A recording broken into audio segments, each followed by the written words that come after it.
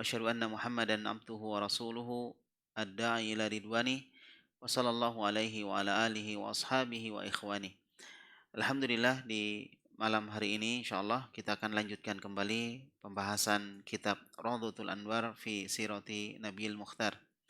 Kitab yang membahas tentang sirah atau sejarah Nabi Muhammad sallallahu alaihi wasallam yang menjadi panutan kita di dalam keseharian kita, baik dalam kehidupan sehari-hari atau dalam ibadah atau dalam akidah atau yang lainnya dari masalah-masalah yang berkaitan dengan agama.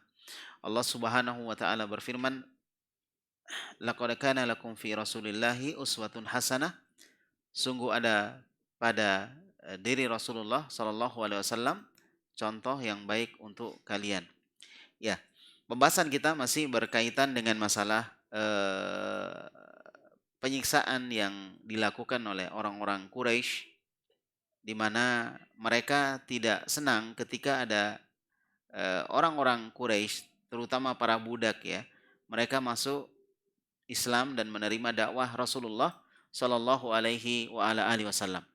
Maka sudah terlewatkan beberapa budak-budak yang disiksa, bahkan ada yang satu keluarga, seperti keluarga Yasir, disiksa oleh orang-orang Quraisy. Ya.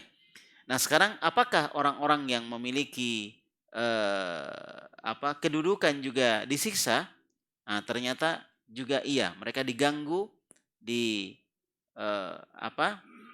disiksa mereka oleh sebagian keluarga mereka. Nah, di sini disebutkan wa udhiya Abu Bakrin Siddiq.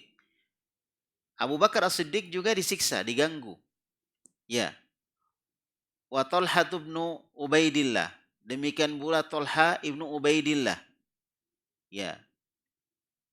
Akhadahuma Naufal ibnu Huwailid al-Adawi. Naufal ibnu Huwailid al-Adawi, ya, ini mengambil atau menangkap keduanya, ya kan? Dianiaya oleh Naufal atau dianiaya oleh Naufal ibnu Khuwailid al-Adawi. Wakila Utsman ibnu Ubaidillah.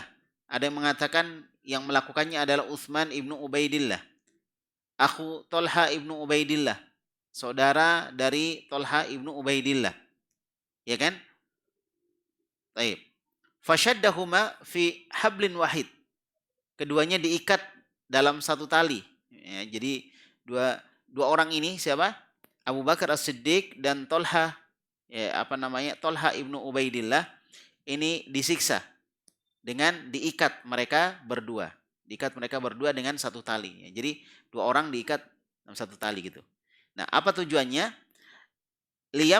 Liyamna'ahuma anis salati wa anid din. Untuk melarang mereka untuk mengerjakan sholat.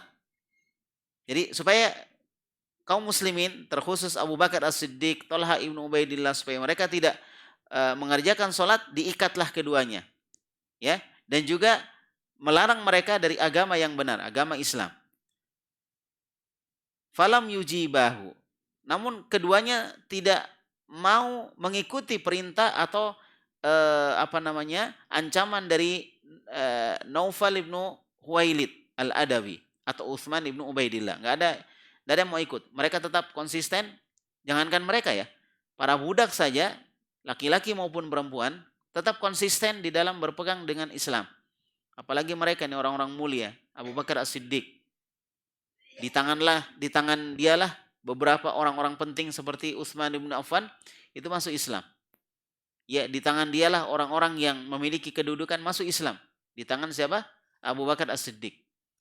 Abu Bakar As-Siddiq ini jasanya luar biasa terhadap Islam. Maka tentunya dia tidak akan mengikuti kemauan dari Naufal ibnu Khuwailid untuk mengikuti mereka, ya, meninggalkan sholat, apalagi meninggalkan agama Muhammad sallallahu alaihi wasallam. Ya. Falam yurawwi'ahu illa wahuma mutliqani wa yusalliyani. Ya, dan mereka tidak mau mengikuti ajakan dari orang-orang musyrikin tersebut kecuali mereka berusaha untuk lepas. Kemudian mereka bisa sholat. Jadi tali tadi berusaha untuk dilepas supaya bisa sholat. Ya, ini menunjukkan bagaimana sholat itu sangat bermanfaat. Sholat itu merupakan sesuatu yang memberikan mereka semangat sehingga mereka tidak bisa meninggalkan sholat. Ya, tidak bisa meninggalkan sholat. Summiya bil qarinain likaunihima qad syudda fi hablin wahid.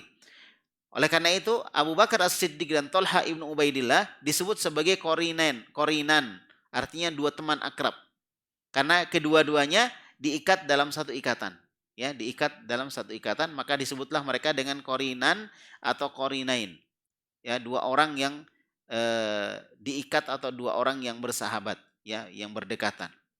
Wa kana Abu Jahlin idza sami'a bi rajulin qad aslama wa lahu syarafun, ya, wa man atan ambahu, ya. Jadi apa namanya? Apabila Abu Jahal itu mendengar ada seorang yang masuk Islam dan dia punya keutamaan, ya, punya harta, punya kedudukan, maka Abu Jahal itu mencelanya, ya, dia mencelanya. Jadi kalau ada orang punya kedudukan, dijelek-jelekkan.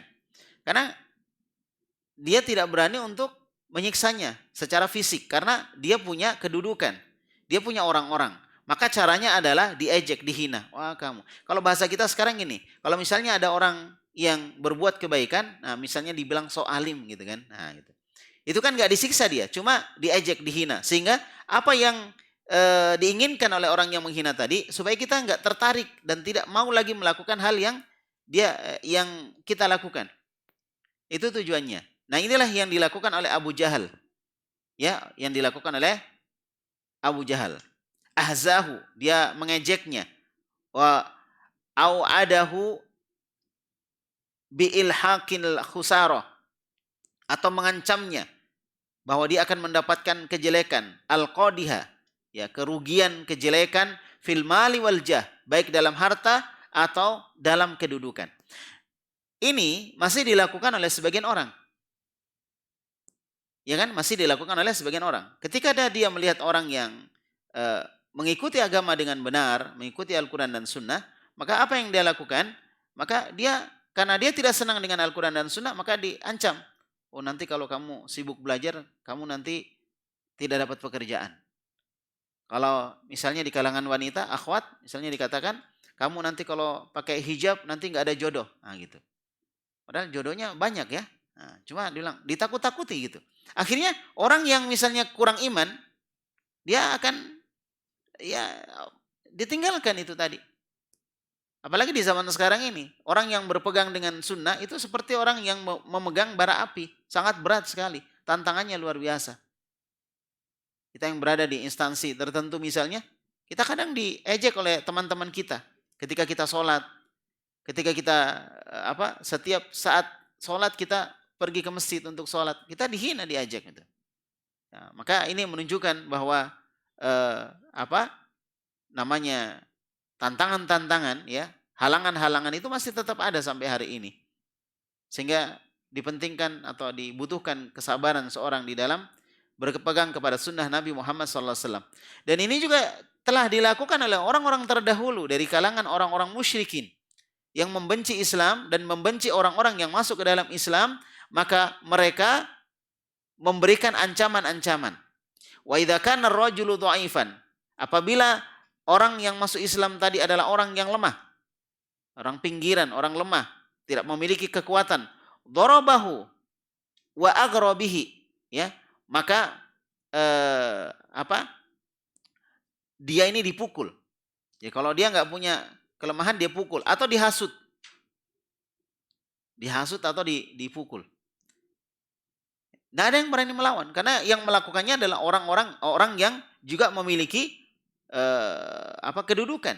Jadi dia pukul aja orang. Seperti budak, seperti kemarin Bilal bin Rabah yang disiksa. Nggak ada yang berani.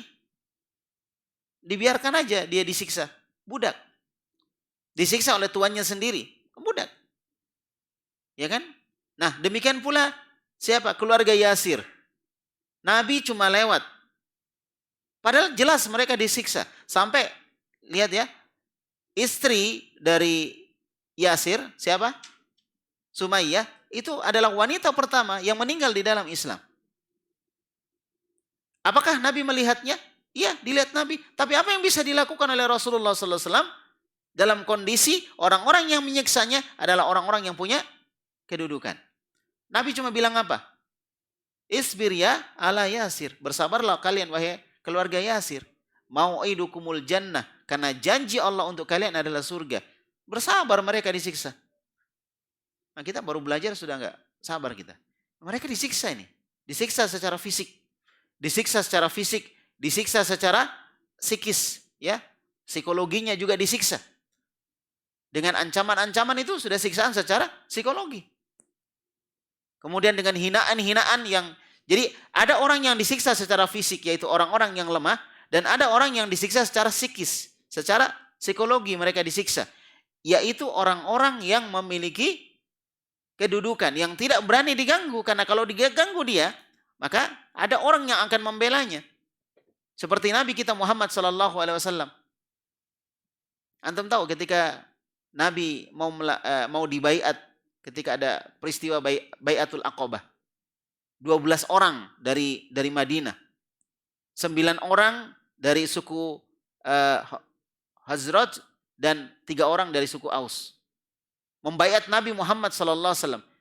Siapa yang mengawal Nabi untuk bertemu dengan mereka ini? 12 orang ini yang dari Madinah. Ketika mereka melaksanakan ibadah haji ya. Dan mereka ingin berbaiat kepada Rasulullah SAW. Coba. Siapa yang mengantar dia? Al-Abbas. Yang waktu itu belum masuk Islam. Apa bilang Al-Abbas kepada mereka 12 orang ini yang dari Madinah ini? Ya. Dia bilang, kalau kamu yakin akan menjaga orang ini, yaitu Muhammad, maka jagalah. Tapi kalau kamu tidak yakin bisa menjaga dia, maka pergilah, tinggalkan dia, karena kami yang akan menjaganya. Coba, Al-Abbas belum masuk Islam. Dia sudah bilang apa? Kami yang akan menjaganya. Demikian pula Abu Thalib yang akan kita saksikan nanti, akan kita dengarkan, akan kita lihat. Ketika Abu Thalib pun dibujuk oleh orang-orang Quraisy untuk menyerahkan Muhammad SAW.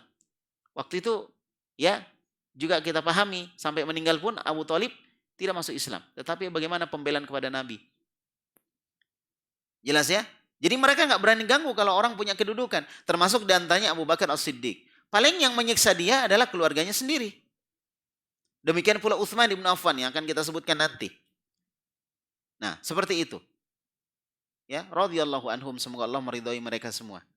Nah, disebutkan di situ, idza kana ar-rajulu dha'ifan dharabahu wa aghra bihi. Kalau itu adalah orang-orang lemah yang masuk Islam itu, maka dipukul, disiksa. Langsung disiksa secara apa?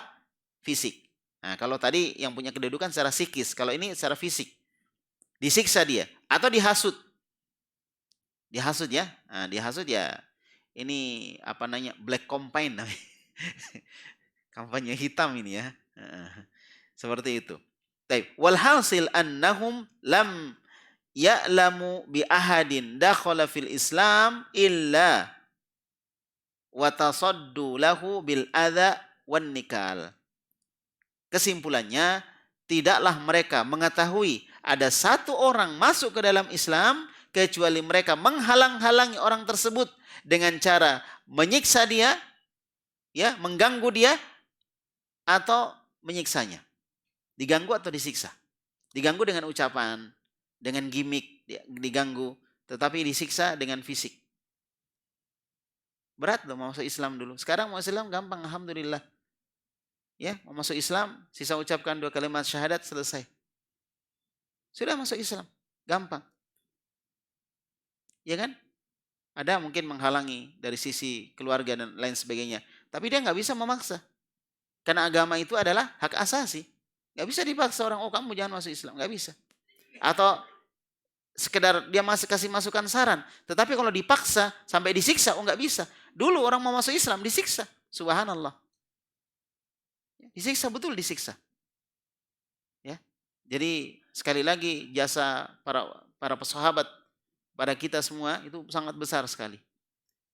Kanat hadhil i'tida apa i'tada'at ya ضد الضعفاء المسلمين وعامتهم ya. Jadi gangguan-gangguan ini, gangguan-gangguan yang diberikan kepada mereka ini, ya, penganiayaan seperti itu ditujukan kepada orang-orang yang lemah dari kalangan kaum muslimin dan orang-orang awam. Orang-orang lemah dan orang-orang awam. Wa amma man aslama minal kibar wal asyraf. Adapun kalau yang masuk Islam adalah orang-orang besar atau orang-orang yang punya kemuliaan, fa innahum kanu ya yahsabuna lahu hisaban. Maka mereka akan mengadakan perhitungan. Artinya kamu hati-hati gitu. Paling diingatkan seperti itu.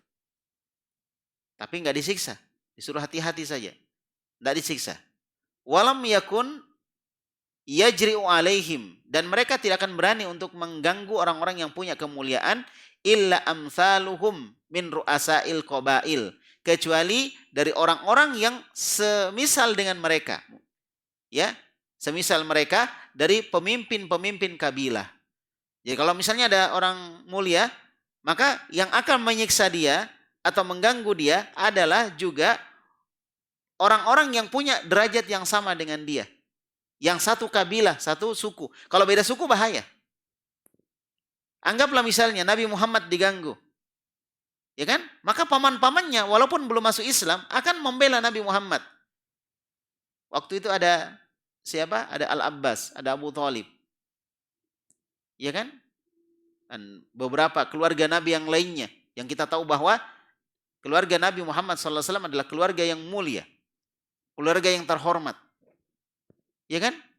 Keluarga yang memegang kepemimpinan dan mengatur Ka'bah. Jadi siapa yang memegang kunci Ka'bah, maka dia adalah orang mulia. Dan mereka menghargai siapa? Abdul Muttalib, kakeknya Nabi Muhammad sallallahu alaihi wa ala alihi wasallam. Ya, maka Nabi Muhammad itu enggak diganggu.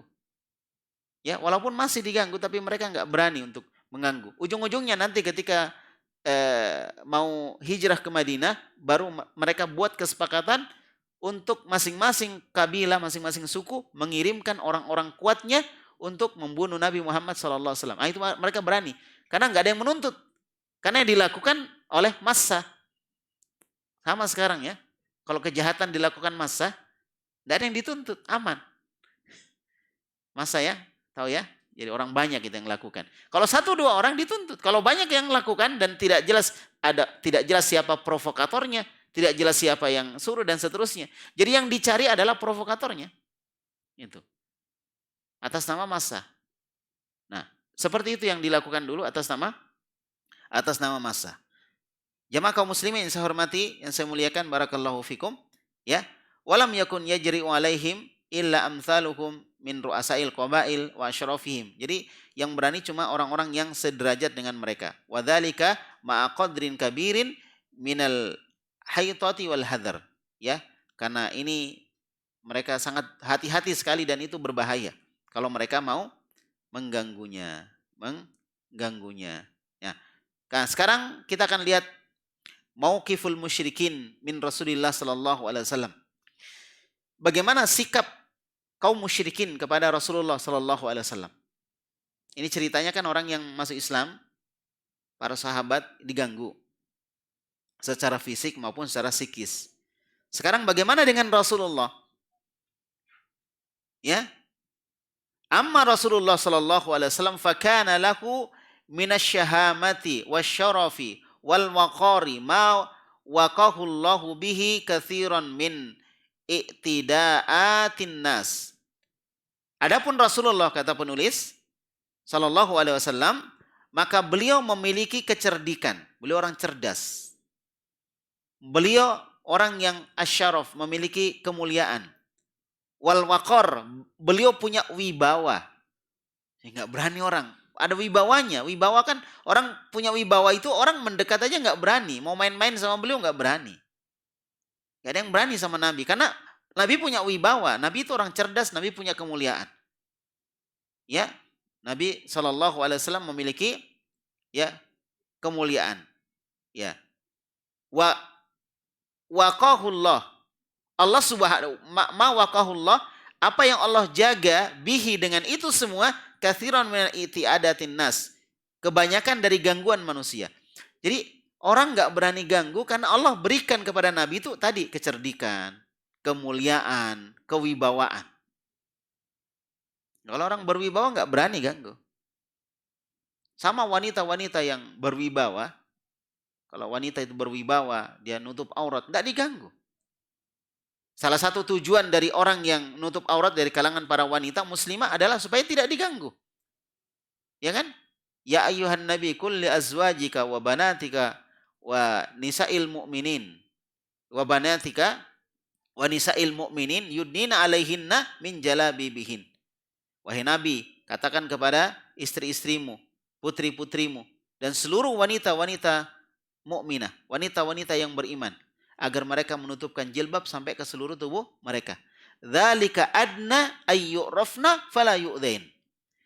Itu agar mereka mudah dikenal dan tidak diganggu. Nah, itu tujuannya, enggak diganggu.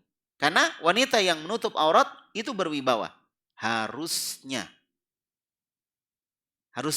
Karena sekarang ada sebagian orang menutup aurat malah tidak berwibawa.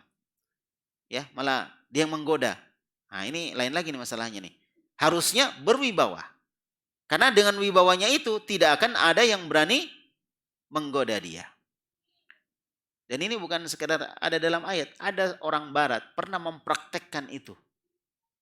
Dia praktekkan, dia pakai cadar. Ini non muslim ini. Seorang seorang presenter ya. Dia lihat kenapa orang Islam itu pakai cadar, gimana perasaannya gitu. Enggak tertekan, enggak apa gitu, enggak takut. Dia pakai. Akhirnya dia pakai.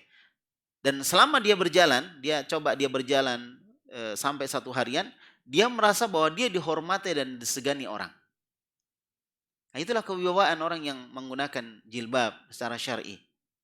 Ya, dan jadi ini bukan cuma dalam ayat, tapi ada orang yang sudah mempraktekkan itu, betapa dia dihormati.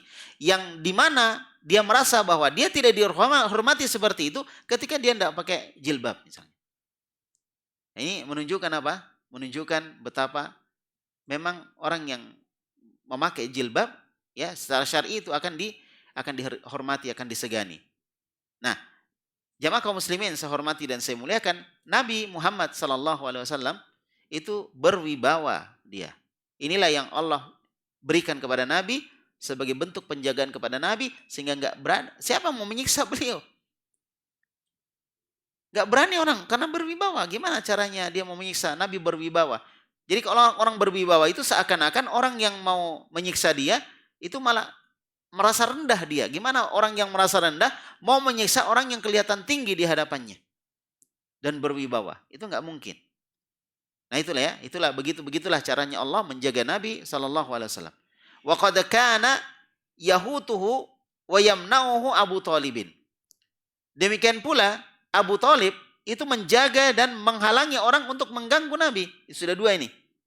Kenapa Nabi enggak diganggu? Atau kenapa Nabi enggak disiksa? Pertama karena kecerdikan, kemuliaan, kewibawaan Nabi. Yang kedua, karena dijaga dan dihalangi oleh Abu Thalib. Abu Thalib juga orang disegani. Gak ada yang berani ganggu Abu Thalib. Orang disegani. Selevel dengan orang-orang yang punya kemuliaan saat itu. Gak berani orang ganggu Abu Thalib. Wa kana sayyidan muta'an. Nah, Abu Thalib ini tuan. Orang terpandang. Beliau adalah muta'an, orang yang taat mengikuti agama nenek moyangnya. Mu'azzaman fi Quraisyin, orang yang mu'azzaman, diagungkan di kalangan orang-orang Quraisy. Siapa itu? Abu Thalib. Abu Thalib disegani. Makanya Abu Thalib yang lindungi Nabi, enggak ada yang berani. Jadi Abu Thalib kasih jaminan, enggak ada yang berani. Ya, wala yustahanu bidhimmatihi. Enggak ada yang berani meremehkan jaminannya Abu Thalib. Ya, Abu Thalib kasih jaminan. Saya jamin ini anak ini. Ini kemenakan saya yang saya jamin. Ada yang berani ganggu dia, saya akan hadapi. Enggak berani orang. Karena beliau memiliki apa? Kedudukan, kemuliaan. apa faedah bisa kita ambil? Bahwa kedudukan dan kemuliaan itu penting. Makanya kalau ada orang punya kedudukan, punya kemuliaan, punya wibawa, ya, diagungkan di tengah-tengah masyarakat, kemudian dia kenal dakwah, maka jaga orang itu. Karena ada pengaruhnya dalam dakwah. Ya, ada pengaruhnya di dalam dakwah. Bukan membeda-bedakan, bukan. Tetapi dia memiliki sesuatu yang sesuatu itu akan membesarkan dakwah. Akan membesarkan dakwah, bukan membeda-bedakan. Ya, baik. Nabi SAW seperti itu. Dijaga oleh Abu Thalib yang memiliki kedudukan di tengah umatnya, di tengah orang-orang Quraisy. Maka ketika Abu Thalib menjamin Nabi SAW, maka tidak ada yang berani mengganggu. La yustahanu bidhimmatihi. Tidak ada satupun orang yang berani meremehkan jaminannya siapa? Abu Thalib. Gak ada yang berani ganggu. Abu Thalib sudah bilang, aman ini anak sama saya. Gak ada yang berani ganggu. Aman dia. Kalau diganggu bisa perang saudara. Bisa perang besar-besaran. Wala tukhfaru. Ya. Tidak ada yang berani melanggarnya. Wa kana min dzurriyyati Bani Abdi Manaf. Karena dia termasuk orang tertinggi dari keluarga Abdu Manaf. Jadi Abdu Manaf itu salah seorang anaknya Abdu Manaf, yaitu siapa? Al-Muttalib dengan Hashim. Al-Muttalib dengan siapa? Hashim. Nah, waktu itu yang memegang kepemimpinan dan memegang urusan atau pelayanan terhadap Ka'bah adalah Hashim. Siapa ini Hashim? Bapaknya Abdul Muttalib. Nah, ketika Hashim pergi berdagang ke negeri Syam, singgah di Madinah. Ketika disinggah di Madinah, menikah dengan seorang perempuan namanya Salma. Dan ketika Salma mengandung, Hashim melanjutkan perjalanan dan meninggal di tengah perjalanan. Siapa yang memimpin di Mekah saat itu? Saudaranya, yaitu siapa? Al-Muttalib, saudaranya. Nah, setelah itu Al-Muttalib mendengar kematian saudaranya Hashim, maka dia juga mendengar bahwa Hashim telah menikah di Madinah dan memiliki seorang anak. Maka dia pun datang ke Madinah untuk menjemput putra Hashim. Siapa dia? Abdul Muttalib, namanya Syaibah. Dijemputlah dia, tapi keluarga di Madinah tidak mengizinkan Syaibah ini, yaitu Abdul Muttalib, diambil oleh Al-Muttalib. Gak diizinkan. Akhirnya dilobi sampai diizinkan. Diizinkan, dibawa hadiah, dibonceng di belakang kendaraannya, dan orang-orang menganggap itu budaknya Al-Muttalib. Maka dipanggillah dia Abdul Muttalib. Apa artinya? Budaknya Al-Muttalib. Padahal dia adalah apanya? Kemenakannya. Nah, dialah yang melanjutkan pengurusan Ka'bah setelah meninggalnya siapa? Meninggalnya Al-Muttalib. Nah, gitu. Kalau Hashim sudah meninggal. Nah, dialah Abdul Muttalib lah yang melanjutkan.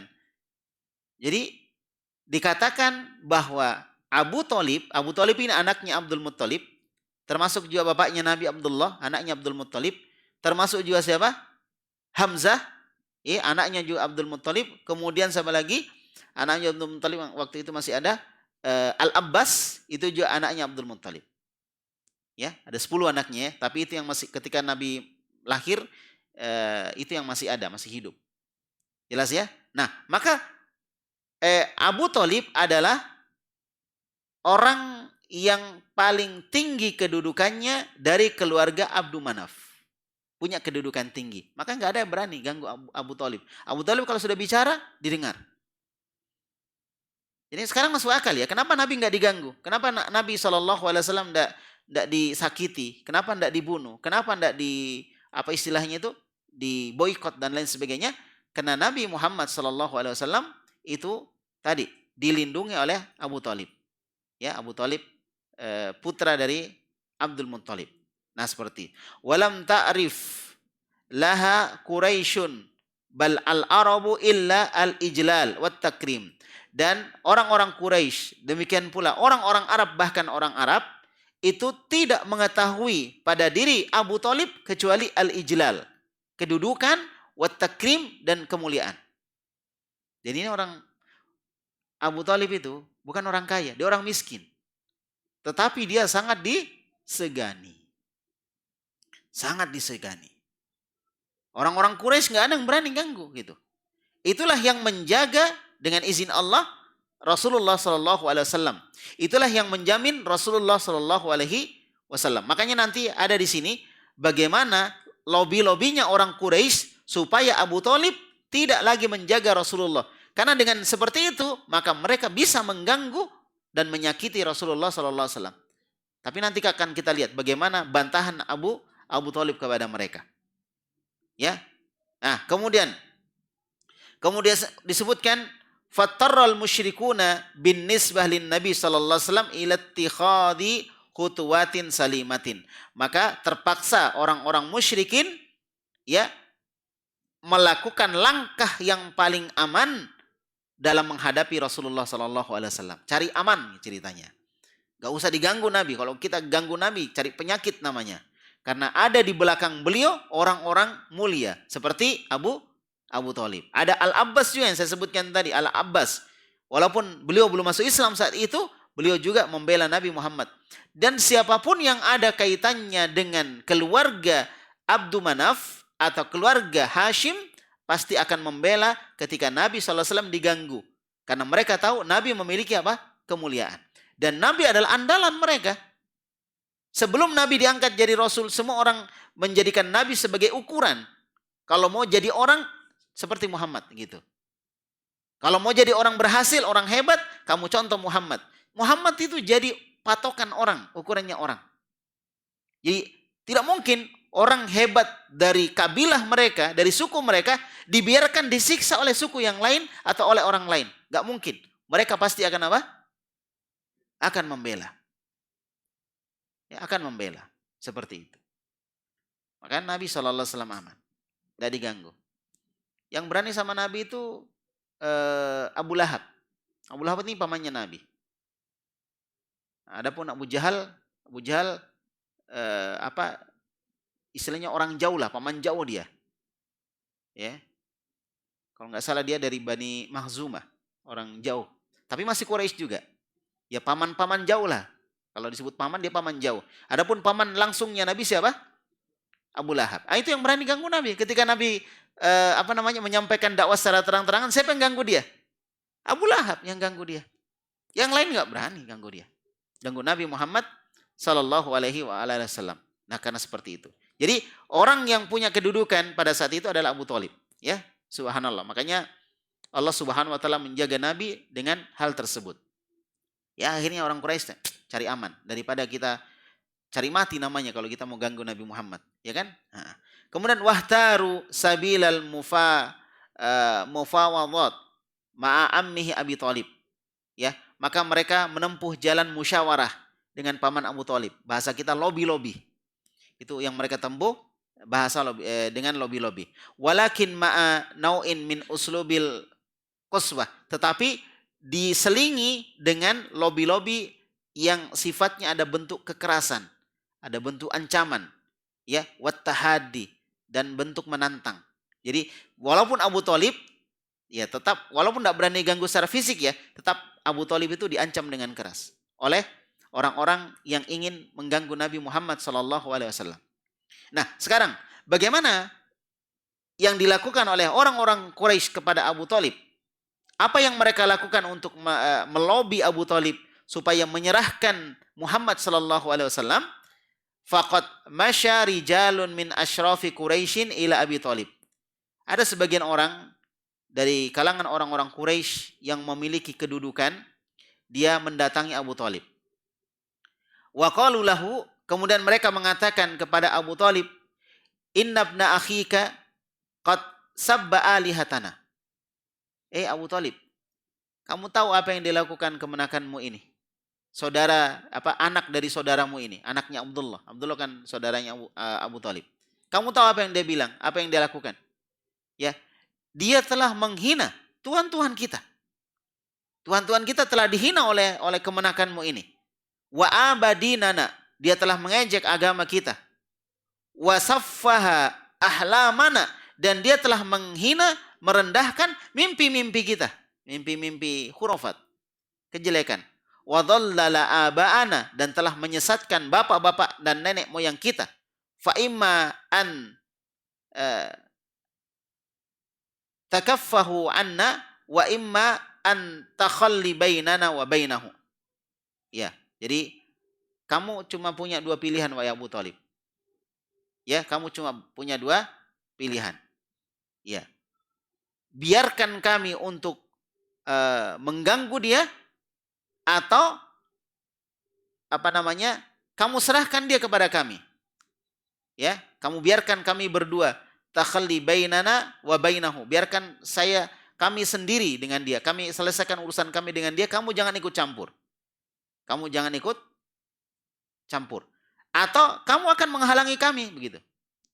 Atau kamu akan menghalangi kami. Fa innaka ala mithli ma nahnu alaihi min khilafihi. Bukankah kamu itu sama dengan kami? Kamu beda dengan dia, sama. Kami tahu kamu itu sama dengan kami, berbeda dengan dia. Ya? Kenapa kamu membela dia gitu? Kamu sama dengan Taib. Kamu itu sama dengan kita, menyelisihi Muhammad sallallahu alaihi wasallam. Kenapa kamu bisa membela dia gitu? Ya. Faqala lahum Abu Thalib qaulan raqiqa. Kemudian Abu Thalib mengucapkan ucapan yang sangat cerdas, ucapan yang bagus. Waraddahum raddan jamila, dan membantah dia dengan bantahan yang bagus. Apa kata Abu Thalib? Fansarifu an. Kau tinggalkan dia, kata Abu Thalib. Ya, Abu Thalib sudah diancam loh ya. Kamu punya dua pilihan. Kamu halangi kami untuk mengganggu dia, atau kamu serahkan dia sama saya, sama kami. Abu Thalib nggak takut diancam begitu. Padahal Abu Thalib tidak masuk Islam. Subhanallah. Makanya ada sebagian riwayat menyebutkan ya, bahwa ketika ada seorang sahabat yang ayahnya masuk Islam, maka dia bilang, saya ingin agar Abu Thalib yang melakukan itu. Abu Thalib ini subhanallah, dia betul-betul membela Nabi Muhammad SAW. Habis-habisan, mati-matian. Ya kan? Sampai mati-matian. Sampai beliau juga diboikot. Yang tidak dikasih makan itu sampai sebagian sahabat makan rumput. Akan kita lihat nanti bagaimana kejadiannya. Sudah tidak bisa makan, tidak ada lagi makanan karena diboikot, apa istilahnya itu kalau tidak dikasih makanan masuk ke dalam. Ya, diboikot mereka betul-betul oleh orang-orang Quraisy. Apakah dia orang Islam atau bukan orang Islam? Kalau dia membela Nabi, maka diboikot. Termasuk waktu itu Abu Thalib. Ya, maka Abu Thalib diancam begitu. Apa kata Abu Thalib? Subhanallah. Ya, Abu Thalib mengatakan kepada mereka, ya, fansarifu an. Kau tinggalkan dia. Pergi kamu, tinggalkan dia, jangan ganggu Muhammad. Wa madha Rasulullah sallallahu alaihi wasallam ala ma huwa alaih. Biarkan Muhammad dengan apa yang dia lakukan. Ya, yudhiru dinallahi wa yad'u ilaih. Biarkan dia menampakkan agama Allah dan mengajak manusia untuk mengikuti agama Allah. Siapa yang bilang ini? Abu Thalib. Layak dia orang seperti ini dapat hidayah. Sangat layak. Betapa sedihnya Nabi ketika beliau mau meninggal, Nabi tuntun dia untuk mengucapkan la ilaha illallah, dia tidak mau. Fa'aba Abu Thalib. Abu Thalib enggak mau ucapkan. Sangat layak dapat hidayah. Nabi punya paman-paman yang lain, tetapi Abu Thalib yang paling kelihatan pembelaannya kepada Nabi Muhammad. Tetapi paman yang lain malah masuk Islam. Paman lain malah masuk Islam. Seperti Hamzah misalnya. Ya. Kemudian Al-Abbas. Bapaknya Abdullah bin Abbas. Jadi Abdullah bin Abbas sama Nabi itu apa? Sepupu. Saya perhatikan. Fansarifu an. Kau tinggalkan Muhammad. Famadha Rasulullah sallallahu alaihi wasallam ala ma huwa alaih. Biarkan Muhammad di atas apa yang dia lakukan, yudhiru dinallah wa yad'u ilaih. Biarkan dia mengajak manusia, atau biarkan dia menampakkan agama Allah dan mengajak manusia menuju kepada agama Allah. Sudah, Mereka pulang dengan kecewa. Lobi-lobinya gagal. Kepada siapa? Abu Talib. Padahal Abu Talib dipancing apa? Loh, Abu Talib, agama kita ini sama loh. Artinya kita ini satu partai kita ini. Kita ini satu partai. Kita ini satu agama. Kok bisanya kamu membela Muhammad gitu? Jadi mereka juga heran itu. Tapi itulah Muhammad itu. Kalau orang lihat Rasulullah itu memang apa ya? Muncul rasa cinta sayang kepada beliau Sallallahu Alaihi Wasallam. Makanya lihat istri-istri Nabi persaingannya agak ketat itu. Ya kan? Untuk mencari perhatian Rasulullah Sallallahu Alaihi Wasallam kepada beliau. Yang paling kelihatan itu Aisyah radhiyallahu anha. Ya, dia paling muda, ya, dia dia cantik gitu kan. Kemudian dia juga dekat dengan Rasulullah, maka dia nampakkan betul bahwa dia sangat dekat dengan Nabi. Karena Nabi itu kalau dilihat orang ingin membela Nabi Muhammad sallallahu alaihi wasallam. Ya, kita aja baru dengar-dengar hadisnya itu sudah muncul perasaan bahwa ya perasaan cinta kepada beliau sallallahu alaihi wasallam. Sampai hal-hal yang Nabi tidak lakukan, kita nggak berani melakukannya. Karena rasa cinta kepada beliau sallallahu alaihi wasallam. Itu salah satu hal yang menunjukkan cinta kepada Nabi adalah tidak melakukan hal yang Nabi tidak lakukan. Ya, itulah rasa cinta kepada beliau sallallahu alaihi wasallam dan berusaha melakukan apa yang beliau lakukan. Itulah cinta. Ya. Kita nggak bisa bayangkan gimana orang yang melihat langsung Nabi Muhammad sallallahu alaihi wasallam.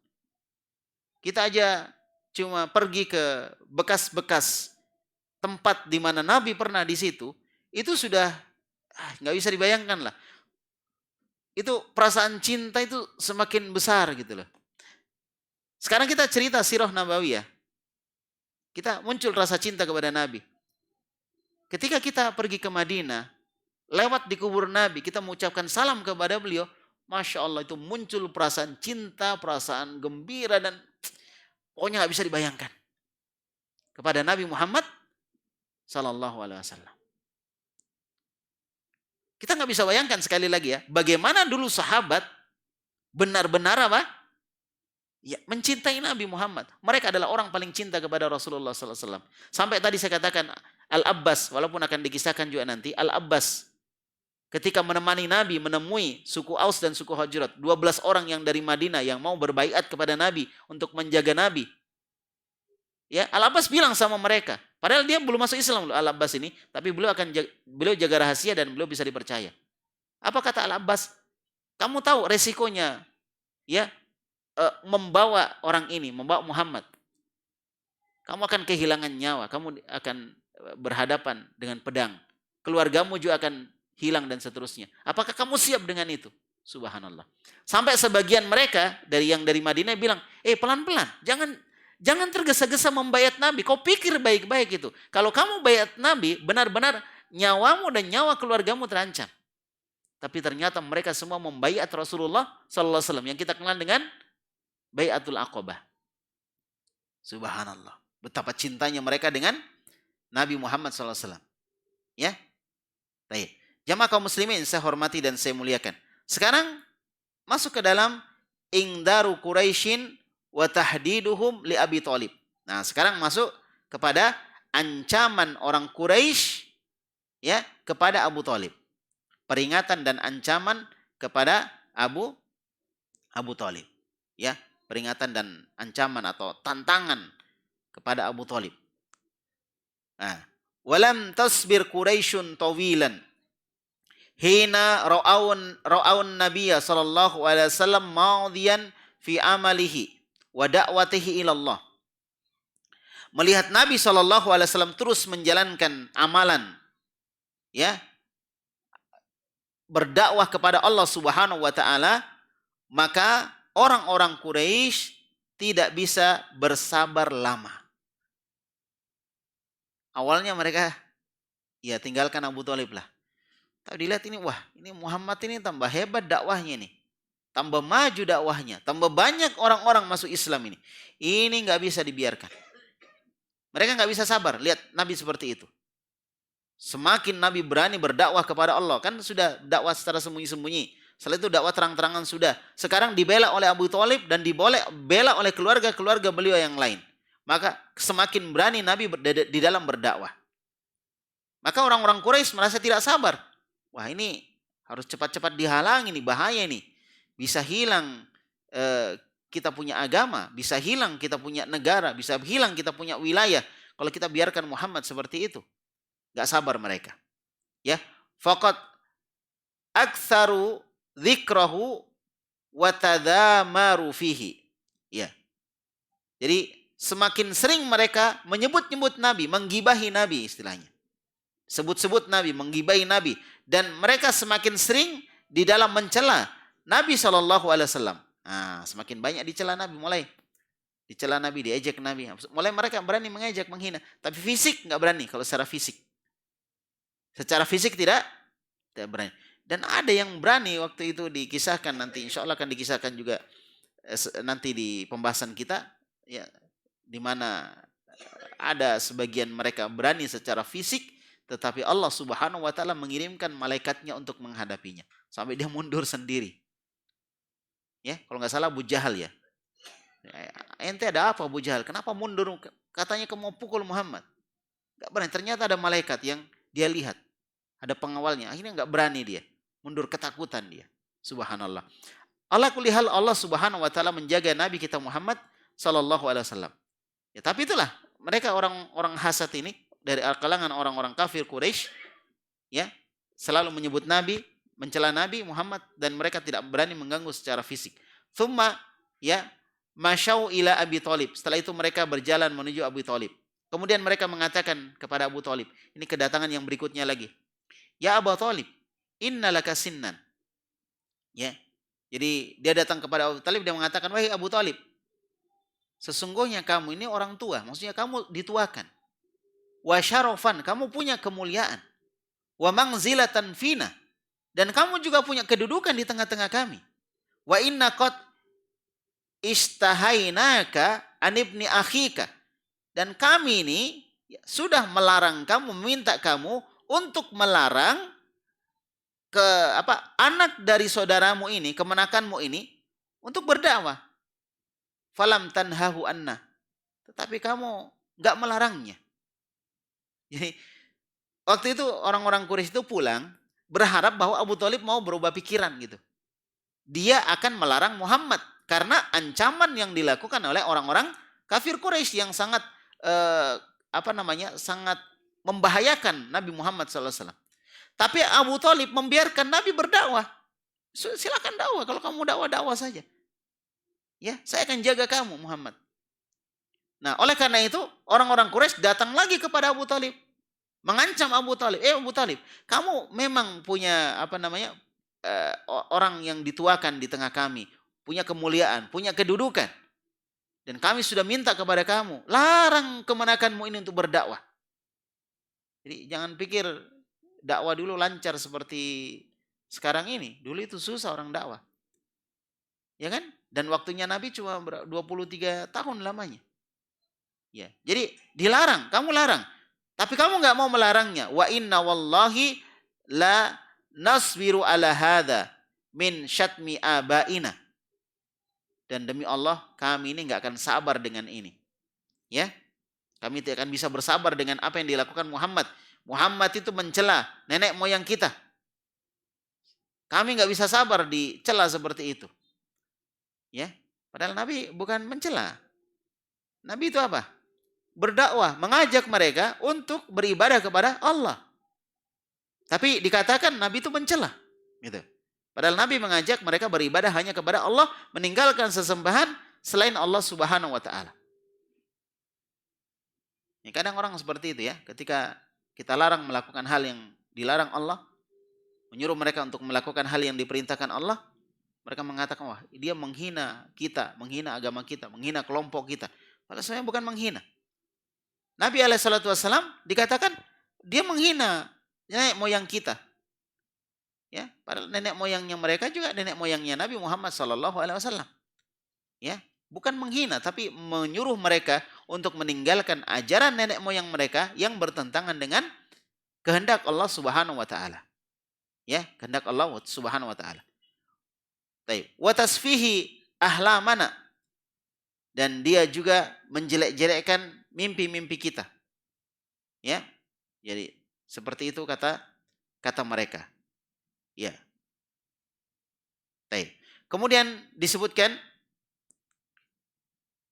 wa iba alihatina wa ayyaba alihatina, dan dia mencela tuhan-tuhan kita hatta takuffahu anna, ya, maka hendaklah engkau untuk melarangnya dari kami, au nunaziluhu wa iyyaka fi dzalik, au nunaziluhu wa iyyaka fi dzalik, atau kami akan menghadapi dia dan menghadapi engkau tentang masalah tersebut, hatta yahlika ahadu fariqain, sampai salah satu dari dua kelompok ini binasa.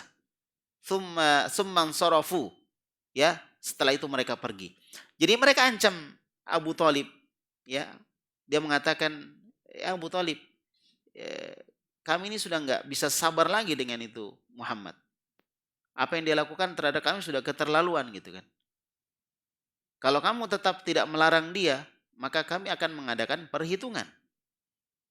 Kami akan adakan perhitungan. Kami akan hadapi kamu dan menghadapi dia, ya, tentang masalah ini. Dan kita akan perang saudara. Nanti kita lihat siapa yang hancur di antara kita berdua, di antara dua kelompok kita ini. Setelah itu udah dia pergi. Jadi Abu Thalib tidak diapa-apai, cuma diancam. Setelah itu dia pergi. Coba, ancaman seperti ini bukan ancaman ringan, ya. Tetapi Abu Thalib tetap membela Nabi Muhammad sallallahu alaihi wasallam. Tetapi ketika kedatangan yang kedua ini mengancam seperti itu, disebutkan wa aduma ala Abi Thalibin hadza tahaddi wal indar. Jadi apa yang dilakukan oleh tokoh-tokoh Quraisy tadi, ya, ini menjadi masalah besar bagi Abu Thalib terhadap tantangan mereka dan peringatan mereka kepada Abu Thalib. Ini menjadi masalah besar. Mulai berpikir Abu Thalib di sini. Fada'a Rasulullah sallallahu alaihi wasallam wa dzakara lahu ma qaluhu. Maka dia pun memanggil Nabi, manggil Rasulullah. Dipanggil baik-baik. Kemudian beliau bercerita kepada Rasulullah tentang apa yang diucapkan oleh orang-orang kafir Quraisy. Wa qala lahu, maka Nabi sallallahu alaihi wasallam mengatakan kepadanya, abki alayya wa ala nafsik. Ya, kata Rasulullah sallallahu alaihi wasallam, ya, kasihanilah diriku dan juga kasihanilah dirimu. Dan juga dirimu. Ya. Jadi Nabi mengatakan jadi Abu Thalib ngajak Nabi berpikir, Nabi juga ngajak Abu Thalib berpikir, abki alayya wa ala nafsik. Kasihani aku, ya, biarkan aku dan kasihani juga dirimu. Wala tahmiluni minal amri ma la atik. Jangan engkau membawa aku kepada perkara yang aku tidak bisa melakukannya. Subhanallah. Ini ucapan Rasulullah kepada Abu Thalib. Jadi dia sayang kepada pamannya. Dia akan ikuti kemauan pamannya. Saking sayangnya dia kepada pamannya. Seperti orang tuanya sendiri. Jadi Abu Thalib itu seperti orang tua sendiri. Betapa dia cinta kepada pamannya. Coba lihat, di umur 12 tahun. Kita juga sudah ceritakan itu. Di umur 12 tahun. Ketika pamannya mau berdagang, Nabi kan mau ikut itu. Kenapa? Sayangnya beliau, cintanya beliau kepada Abu Thalib. Demikian pula Abu Thalib tidak tega meninggalkan Rasulullah SAW dalam kondisi sangat berharap sekali dia diajak untuk ikut berdagang, padahal masih umur 12 tahun, masih kecil. Dan itu berbahaya perjalanan seperti itu. Perjalanannya bukan seperti kita pergi ke Palopo begitu. Ya, naik mobil kemudian jalanan aspal mulus. Perjalanan dulu itu berat. Perjalanan dulu berat. Apalagi kalau musim dingin. Musim dingin sekali, musim panas sekali. Ya, sampai sekarang kalau dingin di sana itu sampai bisa 5 derajat dinginnya. Subhanallah. Sampai saya pernah dengar ada seorang bilang saya pernah dapatkan 0 derajat dinginnya itu. Dingin betul. Subhanallah. Nah, perjalanannya seperti itu. Makanya Abu Thalib berat untuk ngajak dia Nabi Muhammad, tapi berat juga untuk ditinggal. Betapa sayangnya. Makanya ketika Abu Thalib memanggil Rasulullah, Abu Thalib bukan mau mengadili Rasulullah, bukan. Tetapi Abu Thalib menceritakan, tadi ada kafir Quraisy, orang-orang Quraisy datang ke sini. Ya kan? Dia mengatakan begini-begini. Dia mengancam kita. Saya disuruh menghentikan dakwah kamu. Kalau tidak mau, maka akan terjadi perang saudara. Dan tunggu siapa yang hancur di antara keduanya. Dia cerita. Supaya Nabi Muhammad berpikir lanjut atau tidak dakwahnya. Karena bahaya sudah mengancam di belakang. Tetapi apa kata Abu Talib tadi? Abki alayya wa ala nafsik. Kasihani diriku, kasihani dirimu. Jangan engkau membawa aku kepada perkara yang aku tidak bisa lakukan. Jadi paman, sebenarnya saya mau ikut kamu gitu. Saya mau ikuti nasihat kamu. Saya tidak mau terjadi perpecahan. Saya tidak mau terjadi perang saudara. Itu kan? Tetapi saya tidak bisa tinggalkan gitu. Karena dia adalah seorang Rasul. Ada tugasnya dia berdakwah. Gitu. Falamma ra'a Rasulullah sallallahu alaihi wasallam ya dha'afahu qala ya ammi apa? Afan. Oh ini ucapannya nih, ucapannya Abu Talib. Masih lanjut ucapan Abu Talib. Abki alayya ya.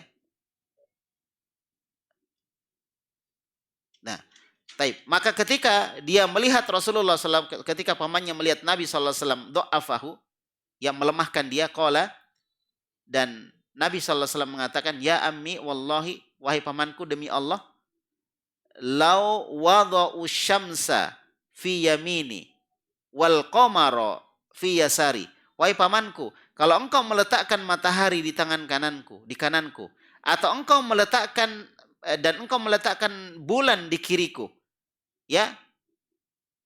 Taib. Ala an atruka hadzal amra, supaya aku meninggalkan dakwahku ini hatta tadhhurahu hatta yudhiruhu Allahu au ahlaka fi. Maka aku tidak akan meninggalkannya sampai Allah menampakkan dakwah ini atau aku binasa di dalamnya. Itu kata Nabi kepada Abu Talib.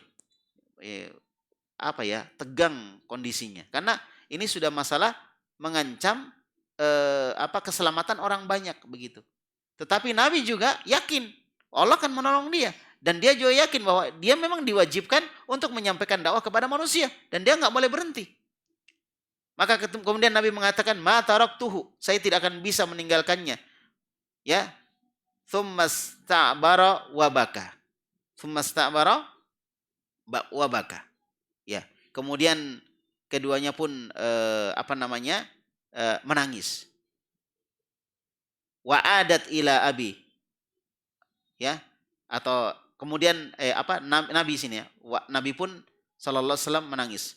Wa adat ila Abi Talib riqah wathiqah, dan Nabi sallallahu alaihi wasallam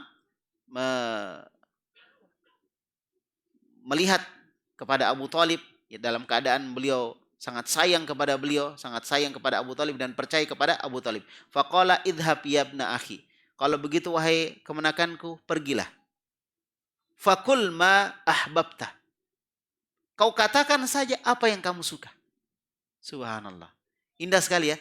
Padahal Abu Talib belum masuk Islam. Di situ indahnya. Jadi dia mengatakan, idhab yabna akhi. Wahai kemenakanku, pergilah kalau begitu. Pergilah kamu. Fakul ma ahbabta. Lakukan apa yang kamu suka. Katakan apa yang kamu suka. Wallahi la aslamaka li syai'in abada. Demi Allah saya uslimuka li syai'in abada. Demi Allah saya tidak akan menyerahkan kamu kepada mereka sedikit pun selama-lamanya. Saya tidak akan serahkan kamu kepada mereka selama-lamanya. Jadi di sini apa yang dilihat? Sayangnya Nabi kepada Abu Talib dan sayangnya Abu Talib kepada Nabi. Nabi ingin mengikuti Abu Talib, tetapi tidak bisa karena itu perintah Allah. Dan dia sampaikan, saya nggak bisa. Saya tidak bisa. Itu. Sudah paham ya? Baik. Jadi ya seperti itulah. Nabi sampai mengatakan, paman kalau kamu bisa letakkan matahari di kanan dan bulan di kiri, saya tidak akan meninggalkan ini. Sudah, menyerahlah Abu Talib karena cintanya kepada Nabi. Kalau gitu sudah, nanti kita tanggung sama-sama. Ya, Abu Talib ini sebenarnya tadi ucapan Abu Thalib ya, yang dia sebenarnya nggak mampu dengan melakukan hal yang dituntut tadi, harus terjadi perpecahan atau peperangan dan lain sebagainya, saling membunuh, maka ini Abu Thalib nggak mampu. Jadi dia minta supaya Nabi SAW saya apa istilahnya, sayang kepada dirinya, ya, dan Nabi juga sayang kepada Abu Thalib gitu. Maksudnya apa ya? Jaga keselamatan kamu dan jaga juga keselamatan saya gitu. Ini sudah ancaman, nggak main-main ini orang-orang Quraisy ini. Gimana ini? Mereka ngancam saya. Artinya kalau Abu Thalib sudah diancam, berarti ini sudah masalah besar. Karena mereka tidak berani selama ini mengancam Abu Thalib. Karena dia adalah orang mulia, nggak berani diancam. Tapi ketika Abu Thalib mau diancam atau diancam, maka ini sudah masalah besar. Maka dia tidak ingin Nabi celaka begitu loh. Wih, Nabi mau diapa-apa ini? Orang Quraisy sudah nggak peduli lagi sama saya. Diancam Nabi gitu, diancam Abu Thalib bahwa mereka akan ganggu Nabi. Jadi dia kasihan kepada Nabi. Dia ingin agar Nabi tidak diganggu. Tetapi sekali lagi Nabi tidak bisa meninggalkan dakwahnya. Ya sudah, Abu Thalib yang mengalah. Padahal dia ketar-ketir. Dia apa namanya? Dia takut, was-was dengan kondisi Nabi, keadaan Nabi, ya, keadaan Nabi Shallallahu Alaihi Wasallam. Ya sudah, dia mengatakan, idhab yabna akhi. Kalau gitu pergilah kamu wahai kemenakanku. Katakan saja apa yang kamu suka, demi Allah saya tidak akan menyerahkan kamu kepada mereka selama-lamanya. Baik. Sudah ya, insyaallah sampai di sini pembahasan kita. Sudah masuk Isya dan nanti kita lanjut lagi pada bagaimana tindakan fisik terhadap Rasulullah. Jadi sudah bertahap ya. Pertama diancam, nggak mau. Cuma ancaman-ancaman muqaddimah, setelah itu baru ngancam betul. Dan yang terakhir, fase terakhir, betul-betul mereka mengganggu Nabi secara fisik. Bagaimana gangguan mereka secara fisik? Insya Allah akan kita dengarkan di pertemuan berikutnya. Demikian, subhanakallahumma bihamdik, asyhadu an la ilaha illa anta, astaghfiruka wa atubu ilaik. Wassallallahu ala nabiyina Muhammad wa ala alihi wa sahbihi wasallam. Assalamualaikum warahmatullahi wabarakatuh.